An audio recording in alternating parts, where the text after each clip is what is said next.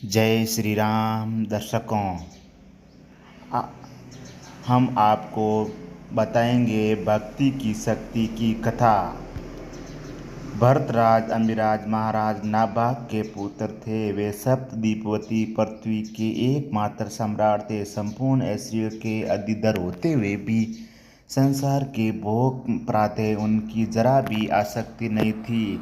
उसका संपूर्ण जीवन भगवान की सेवा में समर्पित था। जो अन्य भाव से भगवान की शरणागति प्राप्त कर लेता है, उसका योग स्वयं का संपूर्ण भार भगवान अपने ऊपर ले लेता है। इसलिए महाराज अम्बिरस की सुरक्षा के लिए भगवान अपने सुदर्शन चक्र को नियुक्त किया था। सुदर्शन चक्र गुप्त रूप से भगवान की आज्ञा अनुसार महाराज अम्बिरस के राजद्वार पर पहरा किया करते थे। एक समय महाराज अम्बिरस ने अपनी रानी के साथ भगवान श्री कृष्ण की प्रीति के लिए वर्ष भर की एकादशी व्रत का अनुष्ठान किया। अंतिम एकादशी के दूसरे दिन भगवान की सविधि पूजा की गई। ब्राह्मणों को भोजन कराया गया और उन्हें वस्त्र आभूषणों से अलंकृत घोड़े दान में दी गई। तदंतर राजा अम्बिरस पारण की तैयारी कर रहे थे। अचानक महर्षि दुर्वासा अपने शिष्यों के साथ पधारे। अतिथि प्रेम महाराज ने उनका अतिथि सत्कार करने के बाद उनसे भोजन करने के लिए निवेदन किया।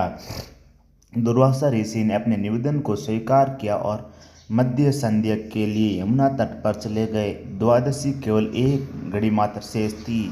द्वादशी में पारण न होने पर महाराज को व्रत भंग करने का दोष लगता था। उन्होंने ब्राह्मणों की आज्ञा से भगवान का चरणोदक पान कर लिया और भोजन के लिए दुर्वासा की प्रतीक्षा करने लगे। दुर्वासा जी जब अपने नित्य कर्म से निवृत्त होकर राजमहल लौटे, तब उन्होंने तपोबल से राजा के द्वारा भगवान के चरणामृत से पारण की बात अपने आप मालूम हो गई। उन्होंने क्रोधित होकर महाराजा अम्बिरस से कहा, मूर्ख, तू भक्त नहीं ढोंगी है। तूने मुझे अतिथि को निमंत्रण देकर भोजन कराने से पहले ही भोजन कर लिया, इसलिए मैं कर्तव्य द्वारा अपनी तुझे नष्ट कर देता हूँ। ऐसा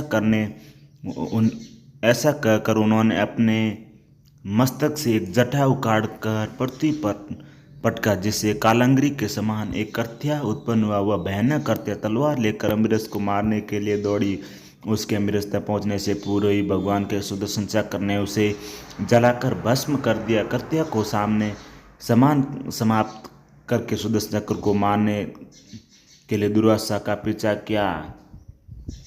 दुर्वासा अपने रक्षक के लिए तीनों लोकों और वेद भुवों में भटके, किंतु भगवान और भक्त के द्रोही को किसी ने भी आश्रय और अभय नहीं प्रदान किया। अंत में दुर्वासा भगवान विष्णु के पास गए और भगवान विष्णु ने भी उनसे कहा, मैं तो भक्तों के अधीन हूँ, मैं भी आपकी रक्षा करने में असमर्थ हूँ। आपकी रक्षा का केवल अधिकार अम्बिरस को ही है, अतः आपको उन्हीं की शरण में जाना चाहिए। अंततः दुर्वासा व्याकुल होकर अम्बिरस की शरण में गए और पहुंचते उनके चरण पकड़ लिए। अम्बिरस उनकी प्रतीक्षा में तभी से खड़े थे। तब से चक्र उनका पीछा किया था। उन्होंने सुदर्शन चक्र की स्तुति की और दुर्वासा को समाधान दिलाए। यह भगवान के भक्ति की शक्ति और भक्ति की करुणा है। दुर्वासा भगवान के भक्ति की शक्ति को प्रणाम करके अम्बिरस का गुणगान करते हुए तपस्या हेतु वन को चले गए।